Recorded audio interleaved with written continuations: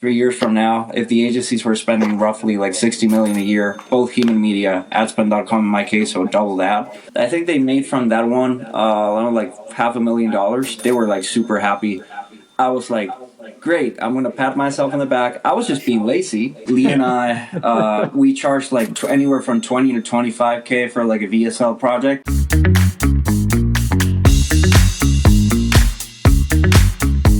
Hey everybody, welcome to the ROI or Die show with Vitalytics. We just named the podcast, and I'm super pumped about this because we got Lee Thompson and Israel Fernandez on the show today. Some killer copywriters with some really impressive results and some strategies and tactics that we're going to be breaking down today. So Israel, Lee, how you doing? Good, dude. Good to be here. Pretty well. Doing pretty well. Yeah. Cool. Not too bad. Cool. So we're just talking about this before we hit record. Lee is in England and Israel is in Chile, but he's from Venezuela, just like my co-founder at Vitalytics, Erica. So how did you two meet? So you guys are partners in Ad Arcadia. Tell me a bit about this. I can probably take that. Lee was my junior back at the agency. So all right. That's a it's lie. actually a joke. That's a lie. Right. That's a lie. Yeah. Found your face. Actually, we met because back in, I want to say 2022. I mean, I'm 29 now. I've been writing copy since I was 15 years old. It's no So 14 secret years. That, 14 Wow. years now. Yeah. VSLs? Not VSL specifically. So Okay. I started with like blog writing and some Facebook ads here and there. Back in Nice. Venezuela, I want to say 2012, 2013. The political, economical situation wasn't getting any better. So, my dad, he taught me how to speak English since I was a baby. My friends kept hounding me like, hey, I think you should definitely make some money with this thing. And With this I English just started thing. it's like this English thing, you can make money with this. Like, okay, I'll give it a shot.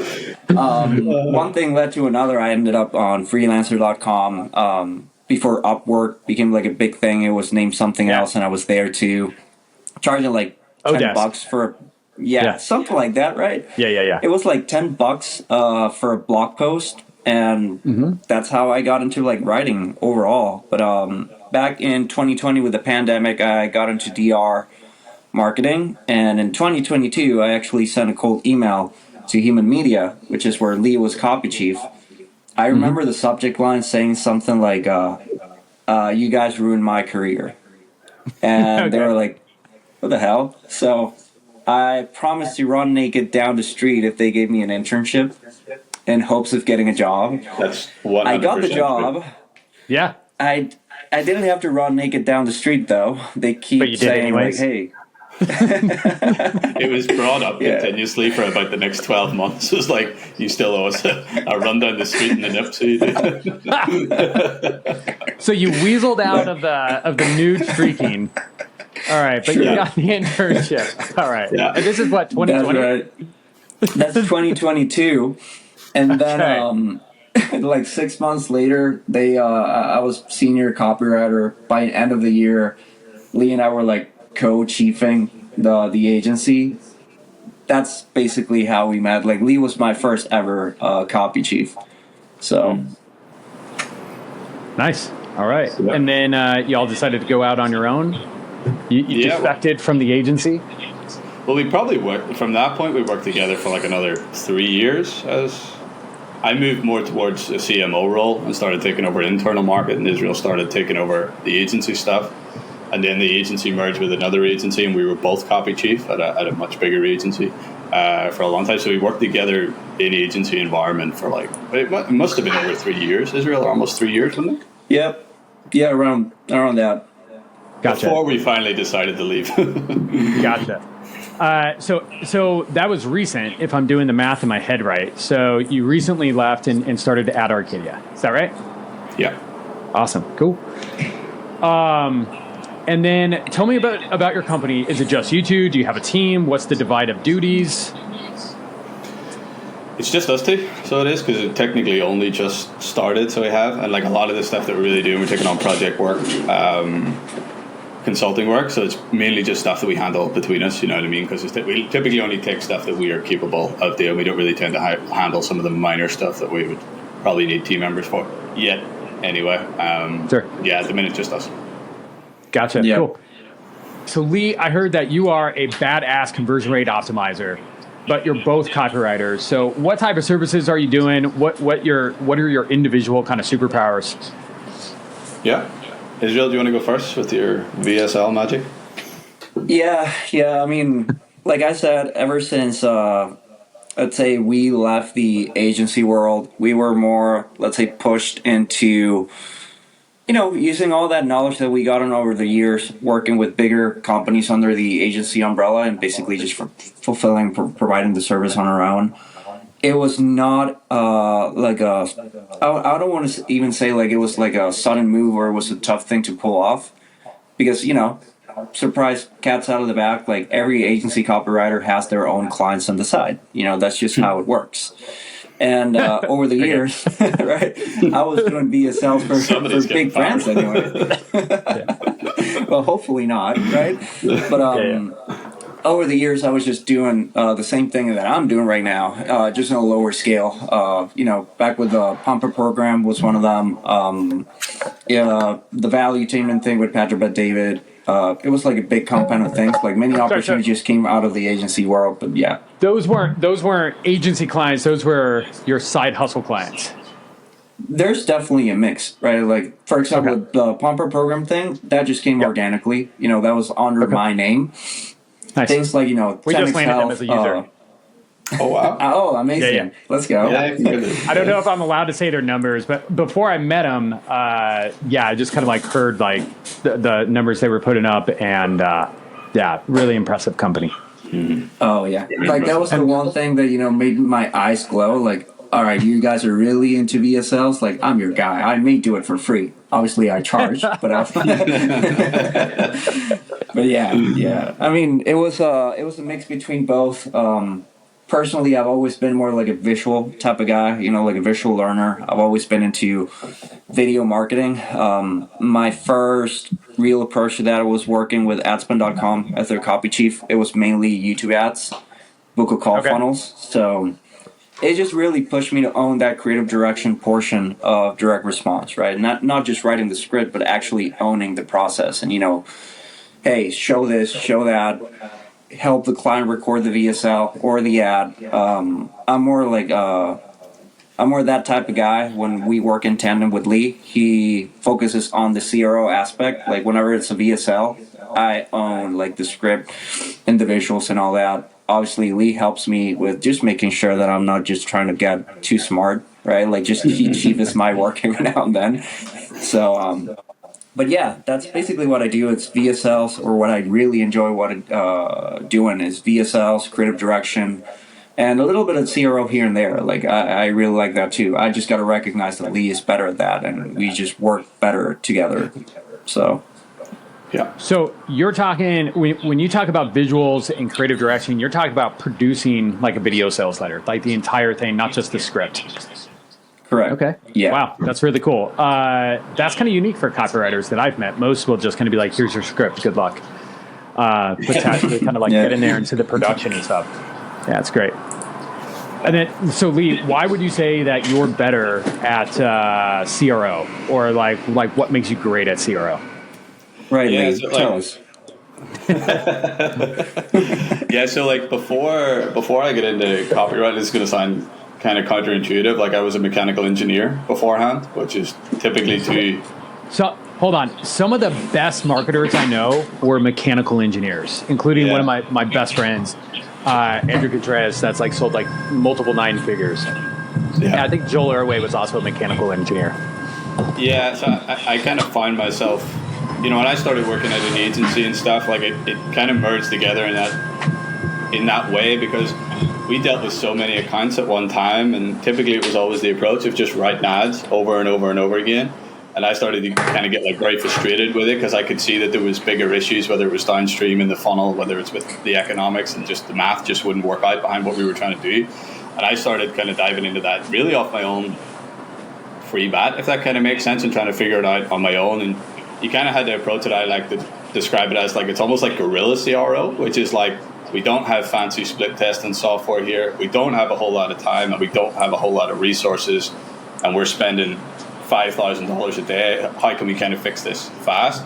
So I took that kind of approach from like a copy perspective. Is like, kind of how can I use my understanding of copy combined with my understand, like just my understanding from an engineer of systems and processes and stuff. I started applying that towards funnels, and then that's where I really started to dive into that world, and I kind of learned it.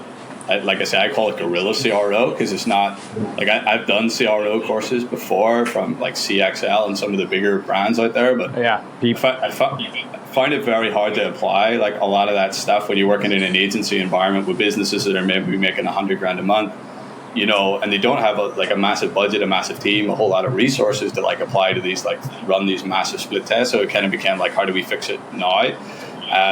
And then I just kind of figured it all out on my own from there. So I did, and I began to slowly stack up wins and wins and wins. And the thing that I loved about it more so than anything was being able to fix problems permanently and not temporarily. So like with ads, a lot of times ads fatigue, things die off and whatnot. Whereas like with funnels, you know, if I'm kind of going in there and trying to fix the average order value by running split tests on pricing or different things like that, or trying to cut the page in half to see if I can get a lift on the conversion rate, the results tend to hold for a lot longer, and it can kind of bring a lot more stability and breathing room in. And I also just kind of figured out, like everybody figured out as a marketer at some point, especially if you're involved in ads, that trying to reduce CPA endlessly is just an endless uphill battle. So it is much, much easier. You'll kind of increase your conversion rate, fix your LTV, and fix your LTV. So I started to make that my focus. But I think my probably superpower comes from it is that mechanical engineer background. You know, I'm very, very good at being able to see the whole picture from the first word they hear at an ad all the way to the end of that sales call, especially for us with like big call funnels. Like I can kind of see it all. I can look at the numbers, I can look at the data, and I can kind of figure out, okay, there's the problem there. That's exactly what we need to fix. That's going to provide the most amount of lift here, given the fact that we need to fix this like ideally yesterday, and we can't wait 2 to 3 weeks to fix it. Yeah, so it's interesting because like when you're trying to reduce CPA or CAC, it's one, there's only so much room that you can go down because you can only go to zero. But if you're trying to increase conversions or you're trying to increase average order value or lifetime customer value, it's kind of infinite theoretically that you could just go, you know, in that direction. But then on the other side of it, when you're trying to reduce CAC, it's you're competing against everybody else in the auction. Yep. And like, I mean, in some ways, I like the approach of just trying to increase the AOV or the LTV as much as possible so that like you can afford those CACs and then get like exponentially more traffic and kind of win the game that way.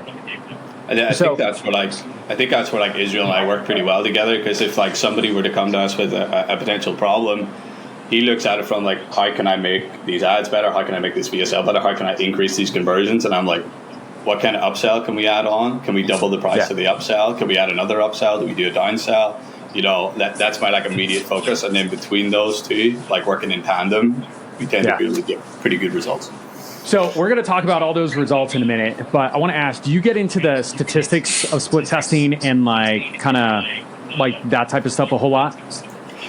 It depends. So it does. Typically, I haven't really been exposed to too many environments where it's necessary, because, like I say, typically I spent the majority of our time working with in that high-ticket coaching consultant kind of world where like CRO is totally alien to them. So you're just kind of running a split test, and you just kind of like, people would ask me when we're doing this for like ads and stuff, they're like, how long do you run the split test for? And I'm like, we just kind of run until we see a difference. If they're neck and neck, let's try again. If there's a substantial difference, kill it and move forward. So that's why I kind of describe it as a much more of a guerrilla approach, and I kind of find my own unique place for it in places where they don't really have the resources to run those bigger split tests, to use the bigger platforms and the bigger software and run it theoretically the scientific way properly. Does that make sense what I'm saying?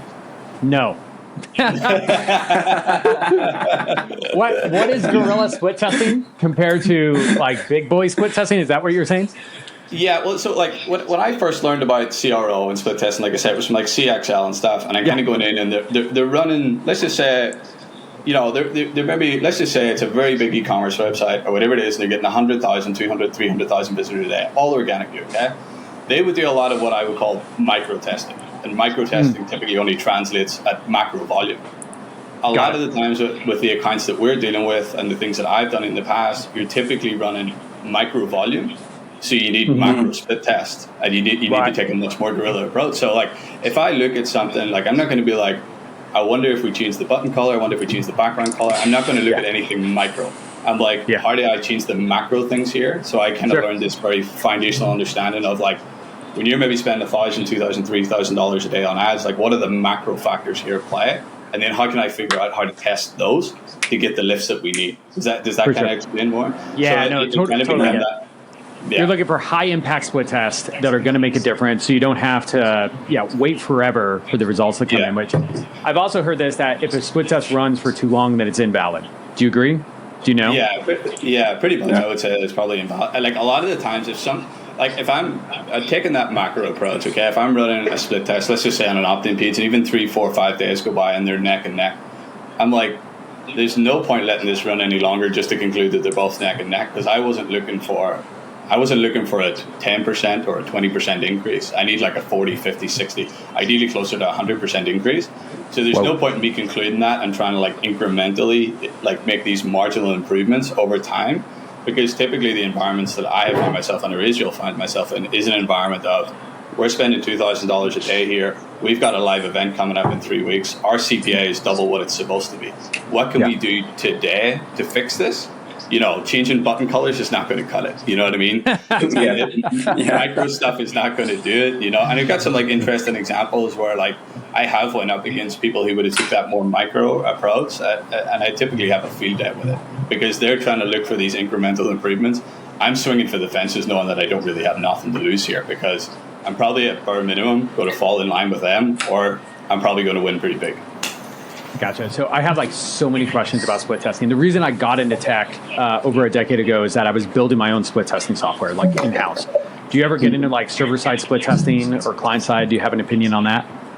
Typically, no. Typically not. Okay. Like typically, most of the stuff we would have been doing, like I say, it just probably would have been using, because I was looking for macro improvements. It probably wouldn't have been enough to measure it within Go High Level or ClickFunnels, or at least duplicate the funnels and run them separately to kind of figure out what the results are. Because a lot of the times too, where we're running, or I've typically found, especially if you're running ads in a place where lead quality is a concern, it's not just really enough to measure the increase on the opt-in page, because the increase in the opt-in page could have a negative effect downstream, typically on lead quality. So you're trying to have to use this like end-to-end approach of like, okay, I get these of like LTV here and there, but like what actually happens further down the stream? Do I get it? Do I change the opt-in page and get 100% increase on the opt-in page and then destroy the lead quality, and all of a sudden the show rate has went down through the floor, the close rate has went down through the floor, and I thought I was great because I doubled the conversion rate on the front end page. You know, the sales reps are coming from my head, you know. So typically it's more of that approach. Like I don't really get into the nitty-gritty technical details of it. Gotcha. Cool. So I just thought of this, but I think a lot of people are experiencing like fierce competition now with like AI deepfakes and other changes in the industry. And I know some people that are just like really, really, really trying to get their conversions up, their AOV up, whatever it is to scale. Have you folks ever thought about going to a client and just being like, we will do this for free, but if we win, we want this kind of fee and you put us on retainer or something like that? So it's just kind of like a money where your mouth is, like kind of no-brainer offer. We have actually toyed with doing it off the back of the Vidlytics program. Actually, we were like, we should probably go to a couple of people and just be like, look, we're going to do all this stuff. We'll do it for free, case study style, but you're going to pay if we win big here. So yeah, it has been on our mind actually. Yeah. Gotcha. Cool. So you're talking about the Vidlytics program. That's the Conversion Architect Accelerator. This is where we've opened up all of our playbooks, our data benchmarks, and our frameworks, basically that we deploy with 9, even 10-figure brands when we're going toe-to-toe with another video player to win the account. And we win nearly every single time. So we have this playbook that is really kind of battle tested through over 100 split tests and stuff, and that we're using with some super savvy marketers. So that's what Lee's talking about here. So I don't know if anything in that program or anything else, but I'd be curious to hear how you guys go about finding like a high impact win, whether it's just right out of the gate with the VSL side or like a split test. Like, do you kind of have like an approach to anything like that? Yeah, cool. Absolutely. Can't wait to hear this. Yeah, what do you got? Yeah, honestly, like I was saying, when I first joined, I didn't have like crazy expectations. Like, well, you spend so much like working on VSLs. It's not like you think you know it all, but you're pretty hard to impress. When it comes to that. I was honestly very impressed. Like, I immediately text Lee. It's like, hey, I know it's like probably 4 a.m. in the morning right now in Northern Ireland, but I think just, if you were to wake up, like, before you grab your coffee, I would check this out because it's pretty fucking cool. So he went like, oh, really? I was just over, like, 70% of the course in, in like 2 days. And I'm like, I just can't stop watching because it was like a good confirmation of many things that you just learn down the path through repetition and fuck ups and wins, right? Like, it's all there. So it was great to know, like, I'm actually not crazy. Like, this is how you do it.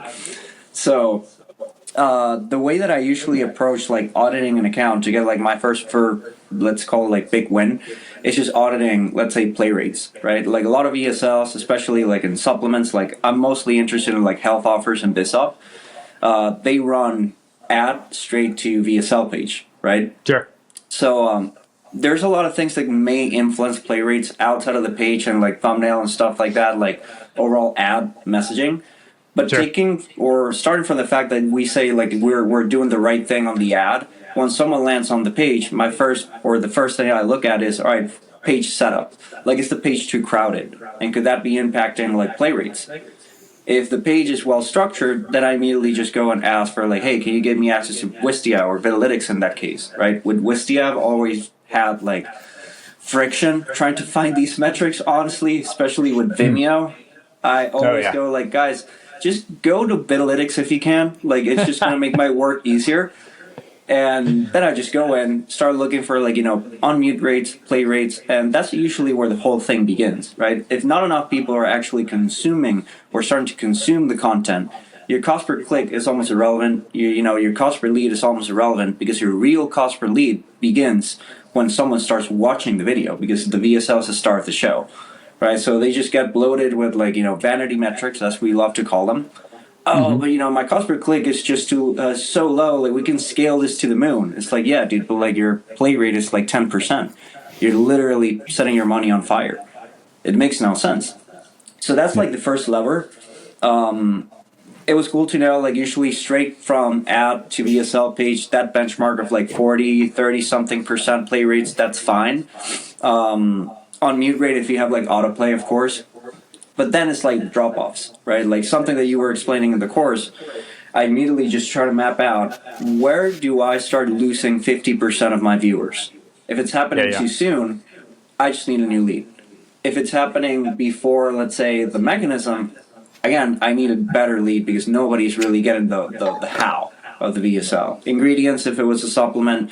Mechanism, if it was like a BizUp, whatnot, right? So it all brews from there. And it just makes like a control beating exercise so much easier, because usually copywriters, they just go and be like, I'm going to watch your VSL.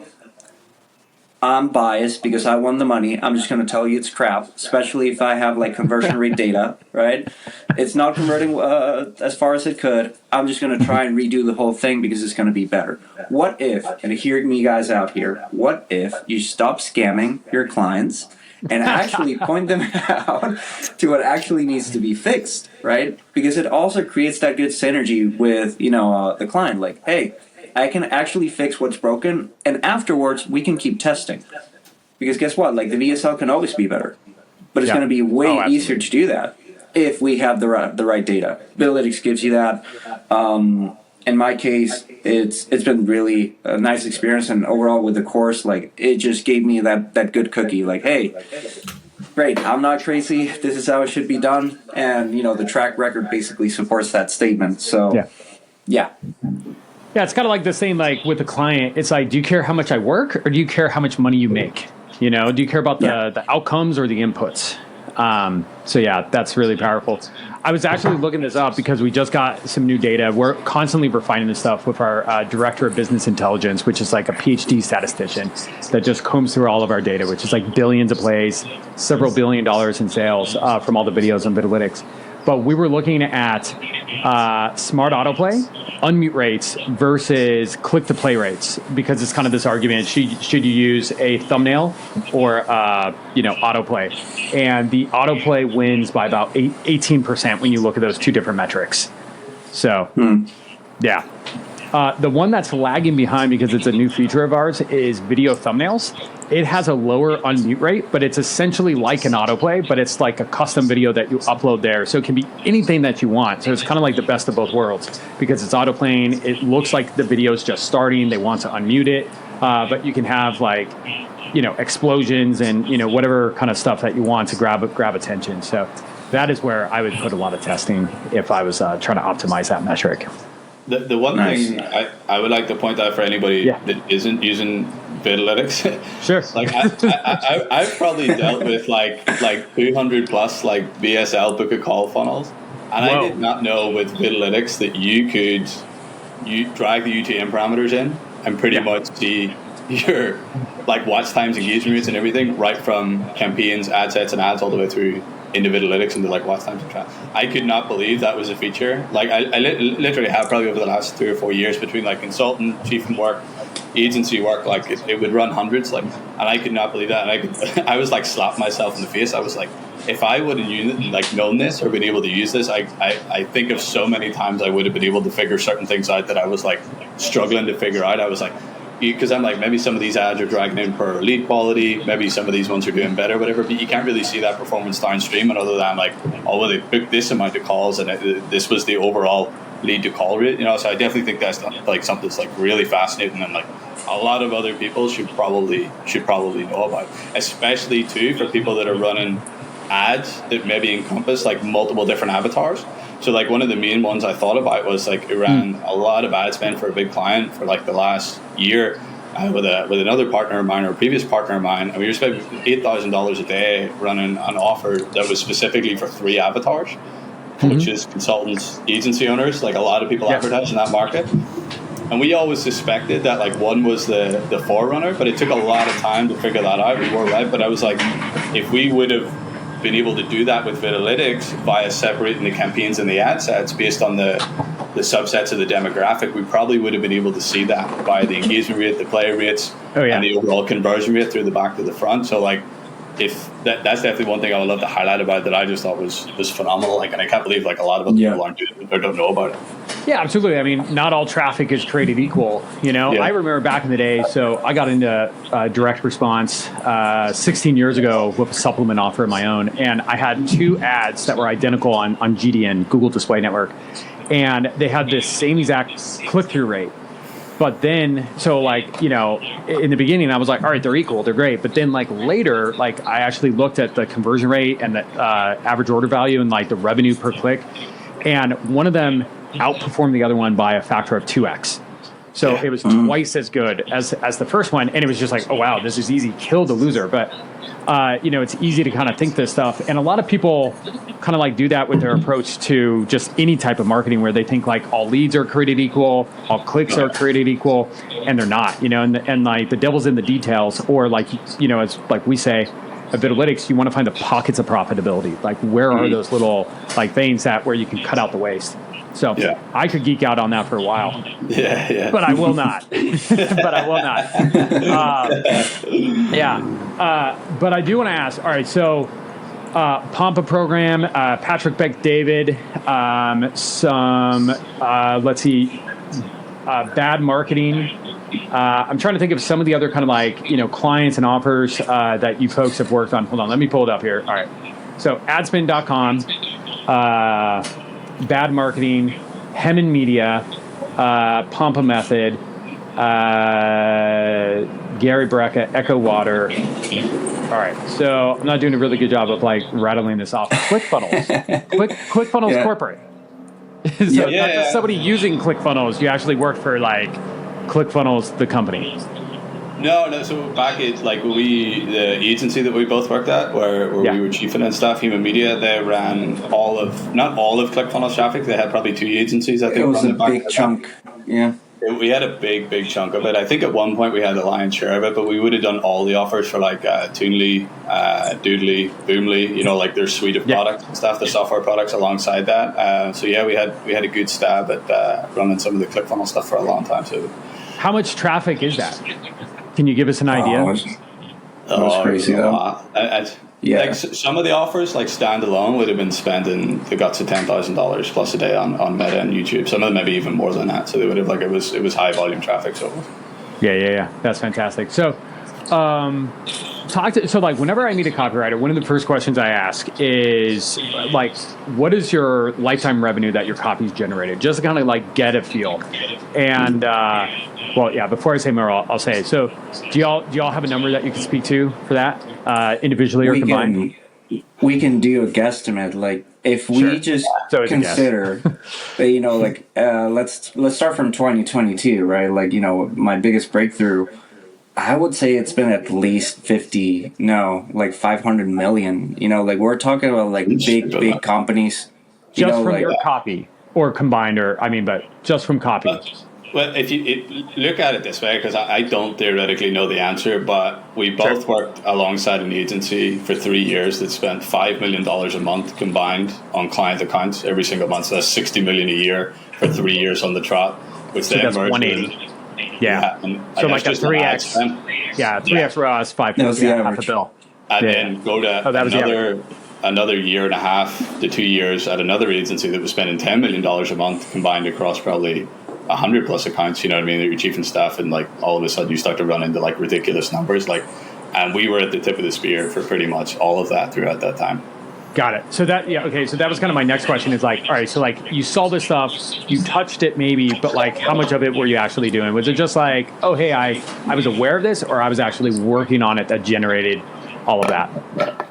We're always like deep in the trenches, because like at least with bad marketing, in my case with adspend.com too, it was not just writing copy. Like when you hire a copywriter these days, it's not like, hey, can you write this ad? And that's it. Like you eventually get dragged into like CRO stuff, offer creation, even like coaching the offer owner, which you could think like, how come, right? But in reality, it does happen more than you think. And in many occasions, it came from like, structuring the offer, not just writing the copy, but like, hey, what's your target addressable market? Who you should be going after, like acquisition strategy, coaching even sales teams, dude. That happens more often than you think as well in the agency world. And at least for me, that I can say the most successful launch, it was probably like 10x Health with like this precision genetics test, in which I had to write the VSL, storyboard the whole thing, come up with like, even like the studies to support my claims, especially in health. You really need to, have stacks of proof. When that launched, I think it made like 5 million in a month, but in a way, right, I don't want to glaze myself up here because this is like a good post addendum, is Cardone Ventures, right? Like it's 10x Health. Mm-hmm. So does it really need to be that great? Of course, to their standards, but like the offer and the who in this case drives a lot of the outcome. But to like TLDR, I want to say like from 3 years from now, if the agencies were spending roughly like 60 million a year, both human media, adspend.com in my case, so double that. Average return on ad spend was probably 3.1, 3.2. Double that for 3 years straight, I think we're somewhere around those numbers. So wow, we had through like the agency, like in human media when I worked with Israel, there was maybe 40 accounts, but there was only 3 of us tasked with all the copy and all all the marketing. You know what I mean? It's not as if it was like 10 people or whatever. Guy that didn't join Ad Arcadia. We actually have Nate. Shout out to Nate if he's watching this. He was our other guy. Me, Israel, Nate worked together for like 3 years on the trot. Like, and we took care of all of that. Internally ourselves when it came to that. Bearing in mind that some of the clients would have had VSLs and funnels and different things, but when it came to running ads and scaling it up, like whatever was required to make that happen from a marketing standpoint, a copy standpoint, like that typically fell on our lap to kind of push that forward. You know what I mean? Once it kind of got over to bad, you have a lot more resources and team members. You know what I mean? So there's maybe an argument to put forth against that one, but certainly in human media, like we were definitely on the tip of the spear for that for those 3 years. That's killer.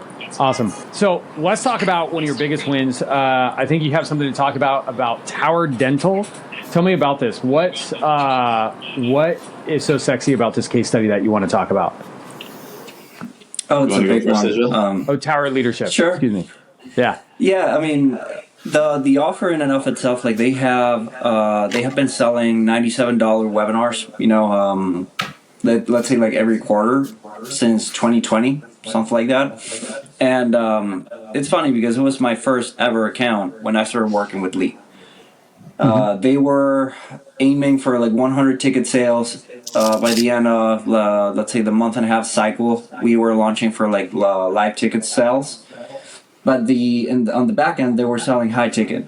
Something like, Lee, correct me if I'm wrong, but it was like 15, 20K on the back end. Something like that. Expensive, yeah. Something like that. It goes all the way up to like 40K, I think. Yeah. Wow. Yeah. Like the challenge here is like, all right, it's a pretty small TAM, right? Because they're not just going after dentists, right? They're going after dental practice owners. They must be making like at least 1 million plus a year. And how do you capture that small audience on Facebook, right? And not only that, get them to, buy the ticket, get them to show up to the webinar, and then finally get them to buy the thing for, the high-end program. We were dabbling with CPAs, I want to say, for a strong 6 months. CPAs were, climbing for, I want to say, like 2023, 2024. We were somewhat suspecting that it had to do with like market shifts, like the market has become more aware, there's more competition, whatnot, that's just driving or pushing and when CPA was this? to go up. Sorry, when was the time frame? That was 2023, late 2023 or early 2024. Yeah, as the economy was like really beginning to shake off COVID, all the institutional money was back in ads. Gotcha. Yeah. And back in the day, right, like we were using the same sales letter that we've been running for like, 3 years at that point. It was doing okay. But then I had this brilliant idea, like lazy copywriter syndrome, right? What if I could just replace this whole long form sales letter with a short VSL, just testimonials at the back, some FAQs and CTAs, sprinkle across the page. So basically my above the fold area was like the hardest swing at capturing the lead, getting the sale, and then, email sequences to get them to show up. At that moment, I think CPA spiked from 300 and something, like 380 to over $500. So I was like, oh shit, I fucked this up. This is on me. Then comes next month, and these guys, they just give us like reports by the end of not only the end of the actual presentation, but as that next month cycle when they start populating high ticket sales, it actually blew fish out of the water. And you could argue that those who are actually watching the VSL were more of like higher intent type of buyers. They were more primed to actually show up to the thing. And it was a more valuable lead. Even though you were spending more money on the front end to acquire that same lead, on the back end, it just transformed into more high-ticket sales. I think they made from that one, like $500,000. They were like super happy. I was like, great, I'm going to pat myself on the back. I was just being lazy, but turns out that I was on to something. And that's basically how it ended up, just going from like the super long sales page to just like a short VSL. Just going straight for the kill. And you can just argue that it's the intent or the action of watching a video versus like skimming through a page just forces you to pay attention, and it gets you a higher quality lead in that case. A lot of times when I talk to people about that, or it's actually interesting that he said that, is that like when you kind of talk about like not all traffic being created equal, I often refer to kind of like a seesaw effect that tends to happen between the very front and the very back. That typically the higher your front end metrics go, what I would typically call vanity metrics, a lot of the times the lower your back end metrics go. And then typically on the inverse, and you're always kind of seeking to find this kind of middle ground, especially when like lead quality is a concern when you're dealing with ads that could potentially bring in multiple different calibers of like lead qualities. You typically see that, like even when I look at ad accounts and different things like that, because I would do like a lot of data analysis on ad accounts and stuff, I'm always like cautious of the ads where the click-through rates are substantially higher than all of the other ads, because a lot of the times the ones with the ads, because you'll typically see that between video ads and static ads, static ads would tend to have a higher click-through rate because a lot of the times they can be clickbait orientated, so you get fast clicks, but the click carries no intent over downstream. And then the video ads, although they tend to weed a lot of people out and your cost per click tends to be more expensive, the intent and the carry-through effect downstream tends to be a lot stronger. So it does, that's why I kind of see that seesaw effect tend to happen where, you know, when those front-end metrics, it's one thing I would always be really cautious of when I look at an ad account. If the click-through rates are too high, I'm like, something's going on here. There's a problem. We've got bad quality traffic here. Something's happening. So what's too high? Typically, the CTR, all the engagement and the unique outbound, and then in turn, the cost per click will be substantially cheaper. But I mean, like what number? What's too high? It for me anyway. It's just going to vary account per account. I'm typically comparing it against the baseline towards a lot of other stuff in the ad account, or based on experience I've had in the past in like a similar industry. You know what I mean? So sometimes it's different. Like when you're running B2C offers, the click-through rates in general are much higher than when you're running B2B offers. You know, typically like click-through rates, CPMs, and cost per click a lot of the times can just be indicative of the total addressable market that you're advertising to. Like if you advertise to a bigger market, it's just less competitive and therefore it's cheaper. Whereas like on B2B, and especially the more niche you go on that B2B high ticket side, you know, the more expensive it gets. So typically it always has to kind of be compared to the benchmarks, because I typically try to avoid and encourage people not to act like a robot when it comes to metrics. Is like if this then that, you know what I mean? It's like we can't do that, you know what I mean? It's like you have to be able to think for yourself and kind of interpret what that is and what it might actually be saying. Because a lot of the times when you go out that if this then that mentality, you just kind of end up like operating through a checklist, you know, to try and fix any problems or issues. Yeah, beautiful, love it. This has been great, guys. Anything else from your side that you want to touch on? I think one is that, Israel, you mentioned that you're actually recommended by Ron Lynch. He's another Austinite here in Texas. So I run into him quite frequently. But yeah, so you went through his program. So are you doing over-the-top TV ads? Is that what he's all about these days? I think so. You know, like we speak over Facebook Messenger quite often. We first met because actually Lee recommended me to join his program, like the Marketing Mercenary. It was pretty good. Probably the most intense copy program I've ever been a part of, really. You learn a lot, especially from like a VSL perspective, like how can you actually grab the viewer by all senses and finding a good reason why. Like it was amazing. Ron is a good friend. He eventually, you know, recommends my work to some people in his network. So that's actually our referrals are actually the way that we acquire customers. Like, thank God, you know, it's been great for us lately. What is referrals? Yeah. We just don't go, like, we don't road traffic for ourselves. Like, we don't do, like, cold DM stuff.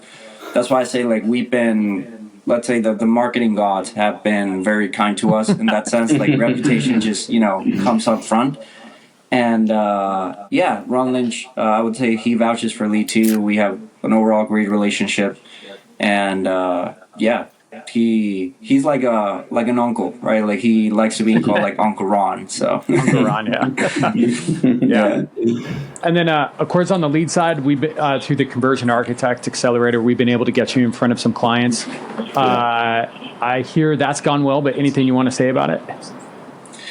Honestly, I was very surprised because it probably took like 2 days, and there was already like, you know, a hot lead in my inbox. I was like, all right, these guys are really onto it. All right, like let's do it. We actually had that meeting. It's close to actually closing. Like we had that good conversation. They didn't really push back on pricing, which is great. Like they're not budget shoppers. You know, they really want to pay for good work.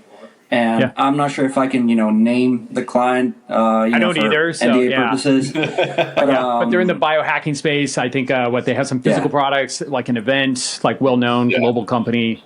Yeah. It's a big fish, definitely, and it's just like the overall best environment for my copy. Like I said, more into health offers and BizOp. That tends to be longer form. That's what I enjoy doing the most. And, you know, after working with Dr. Pompa, 10X Health, Gary Brecka, even the Make America Healthy Again Alliance, it's just what I like. And it's been great overall. Honestly, if you're thinking that the Conversion Architect Accelerator has like a hefty price, it's probably not for you if you can afford it. But it's going to pay itself many, many times in the future, just, by the interest you guys can make. Like, it's crazy ROI. If this is ROI or die. If you don't want to die, this is ROI. So like, I don't know all the numbers here, but actually I didn't even think of this. So within 2 days of joining the accelerator, you probably got like a 10x ROI. Yeah. Something like that. It could technically be more than that, because Lee and I, we charge like anywhere from 20 to 25K for like a VSL project. Yeah, that includes like a full the funnel. VSL. Tell us what somebody gets for that, since we're getting into numbers. It's like script, storyboarding, overall acquisition strategy, auditing if you have already something going on, basically all the way from the top to the bottom. How can we make this better and make the VSL the star of the show? Anywhere from 20 to 25, depending on scope, right? But we wouldn't go anywhere near 18. It's 20 or die, right? With this guy, he didn't even flinch, really. It was like 3 VSL projects. He was like, guys, I just need help right now. Patrick vouches for you. Other people vouch for you. We want good work done. Let's just keep, let's make it happen. So it could be like 60K in revenue. And it's okay if I say how much the conversion rate conversion architect costs. Like, I don't know if this is going to change in the future. It is changing. Yeah. So yeah. but it's well over 10x. Yeah. Well easy. over 10x. Definitely. Yeah. That's killer. I didn't even know that. Yeah. And Vitalytics doesn't get a piece of that. We're just trying to do matchmaker and make kind of both parties happy. We don't I used to get on calls with clients all the time, and I'd look at their stats, I look at their VSL, and I would just throw a bunch of knowledge at them, and they'd be like, "Great, can you do that for us? Can we just hire you?" And back in the early days of Vitalytics, I stopped consulting when we were broke, at 500 an hour, and today you can't even hire me. My time's worth more than that. So this is a way that if it's not an enterprise client, or that somebody that just needs more hands-on help, whether they're big or not, then this is why we wanted to partner with agencies like y'all's to work with them firsthand. So we actually fired thousands of affiliates and went all in on agency partnerships through the conversion accelerator. Yeah. So far so great for us, really. Referrals have always been or let's say the lifeblood of the business. With Vitalytics, we just think that's just going to blow up in a good way, It's looking great so far, and just keep it coming, dude. We're all in for it. Yeah, we're here for it. Yeah. So this has been fantastic. Thank you both so much for coming. We got 3 continents on this episode of ROI or Die, and I'm so glad that we jumped on and talked about this, because it's one thing to get some basic information about one of our partners, but when we dig into this stuff, Ad Arcadia is personally responsible for $500 million in revenue, has worked with Grant Cardone, AdSpin, Bad Marketing, Pampa, Gary Brecka, ClickFunnels, corporates, as well as their other kind of satellite companies. And they are willing to come in, at least with the right client. I don't want to put words in your mouth, but you're willing to come in and basically audit an account and beat their conversion rates, and the client would not pay unless you actually come in and win. That's a potential offer that you guys would entertain. Well, you can. I can put pen on paper on that. Sure. So far, when we were looking even at the playbook, benchmarks for VSL conversion, I was telling Lee, I had no clue this was, the benchmark. I don't want to lace myself up, but my engagement rates and conversion rates tend to be higher than that. So I'm I may be actually good at this thing. Might be good at this. Yeah. It's after $500 million, maybe I'm decent at this. Yeah. Nice. Well, that's fantastic. That's something that we'll keep in mind as well as we're out there, talking to, all the different people in our universe, and put it out there. So awesome. Thanks so much, guys. Thank you. Check out Vitalytics.com. And if you're interested in the Conversion Architect Accelerator, you can find that at agency.vitalytics.com. For more information on Ad Arcadia for working with either Lee or Israel, you can find that at vitalytics.com/partners. or just reach out to our team and we'll make that introduction and really kind of talk to you about your business and make sure that we're making the right kind of match between what your business specifically needs and the partners that we work with, which are really kind of experts in our field. And of course, they're certified in Vitalytics and all of our frameworks and playbooks so that they know everything inside and out. So we really kind of have that stamp of approval when we're making those intros and why we can make such a strong endorsement to people that are such high quality, like $500 million in revenue.